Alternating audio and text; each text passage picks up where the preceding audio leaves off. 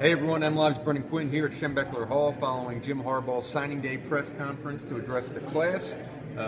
Maybe even touch a little bit on the whole program as it stands after, what, a month or so of him being at the helm.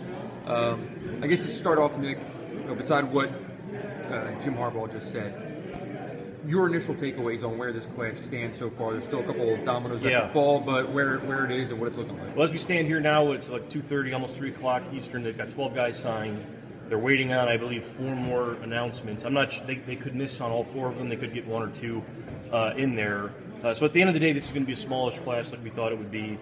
And really, I guess bottom line is, there was a lot of people that I found anyway, right when he got hired, that thought he was going to be able to come in here and just start turning guys, flipping guys, left and right, left and right. And I remember thinking, that's insanity. Like, there's no way that's going to happen. And really, as you see today, he's already flipped 5 guys, which is a ton, which is a lot. So these are hard classes to fill if you don't come in with a lot of kids already committed. They only had 6 kids.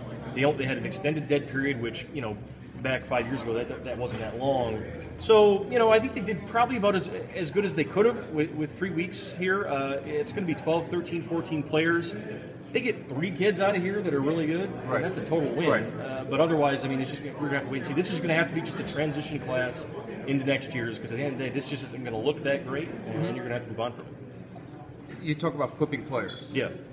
One of the interesting things that I saw was Harbaugh actually being asked about potentially having philosophy. There are some coaches who will be kind of steadfast in what the word commitment means and things like that. And other guys, it's the Wild West and whatever. Until the paper's signed, it doesn't matter. What'd you take away from his answer? It sounded like, I think he was asked, is that something that you'll always do or won't do? I think it was somebody, the question was, can we get a hard answer? Did you do this out of necessity, or did you do this because this is what you're always going to do? I got out of it that he's going to do whatever he has to do to play. So I don't think it's going to be I think we very well could sit here next year and see if there's an opportunity that he finds out a kid in January, maybe wants to look at Michigan, he's committed somewhere else, then he's going to call the kid. I think that's going to happen here right into the end. And I think, honestly, the best coaches do that. The best recruiters do that. It's not a big deal. I mean, if a kid's committed, he's not signed. That's how this works. Everybody knows that. I think as further along we go, year after year, I remember like 5 years ago, that was like a taboo thing in the Big Ten. It's a gentleman's agreement that we don't do that, which was just patently ridiculous. And it's good to see in the Big Ten that most coaches have gotten over that and have said, hey, it's our job to recruit the kids right to the end, just like it's the other guy's job to try and take them away. Right. And I think that's what will happen here, for the foreseeable future. I think one thing he said was, I don't know if it'll be necessary in the future, meaning it might not that he would have them committed. Right. That he would get these kids and not have to come in, obviously, at the 11th hour like it was in this instance. In terms of guys that you're maybe curious to see, or prospects that you mentioned, if 3 guys come out of it, this would be successful. Who do you have identified now as maybe being those guys? Well, I think Brian Cole is close to. He's probably the best player in this class as it sits right now with 12 guys.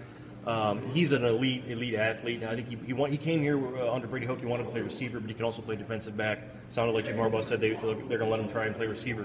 He's a great athlete. He's an instant impact kid. I think he's the best player in this group, talent-wise, and that would be the kid that you would look at and say, you were able to keep a really good one there, and hopefully for yourself you can push him forward. The rest of the guys, I don't know. I mean, the early commitments that they held on to are really the ones that were sort of more highly thought of. Tyreek Kinnel was a pretty highly thought of safety. Grant Newsom was a highly regarded offensive lineman. The quarterbacks, everybody wants to put the quarterbacks. I don't know. I mean, I have a hard time, putting it on, a freshman's going to start, especially a kid like Zach Gentry, who's not going to get spring ball. At least Alex Malzone will have spring practice, so maybe there. But I think you're going to have to wait on that a little bit, and I think that's just going to add fuel to that competition for everyone else. But mostly I think it's probably these early guys, although he seemed to love this Keith Washington kid who he said that he basically told him he'd run a 4.340 in the parking lot to prove it to him or whatever. So I don't know. I mean, this is going to be an interesting class because we don't know much about these guys because they were just thrown together at the last second, so we're going to have to wait and see how it goes. Well, that's it. Everyone has survived so far. Another signing day. But that's it for Schembechler Hall. For Nick, I'm Brendan. As always, thanks for watching.